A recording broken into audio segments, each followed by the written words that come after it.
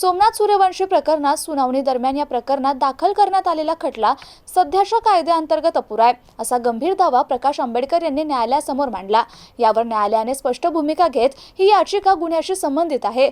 जर कायद्यात कमतरता असेल तर त्यासाठी स्वतंत्रपणे कायद्यात सुधारणा करण्यासाठी अर्ज दाखल करावा, असं निरीक्षण नोंदवल्याची माहिती प्रकाश आंबेडकर यांनी दिली।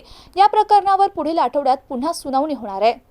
ती अंतिम सुनावणी असू शकते, असं मतही त्यांनी व्यक्त केलं। प्रकाश आंबेडकर यांनी पुढे सांगितलं की या प्रकरणात त्यांच्या 2 प्रमुख मागण्या आहेत। या मृत्यू प्रकरणात लागू झालेला कायदा अपुरा असून तो पूर्ण करण्याची जबाबदारी न्यायालय किंवा विधिमंडळ यापैकी कुणीही घेऊ शकतं। जोपर्यंत हा कायदा पूर्ण होत नाही तोपर्यंत खटल्याचा तपास पुढे जाणं शक्य नाही, असंही त्यांनी स्पष्ट केलं।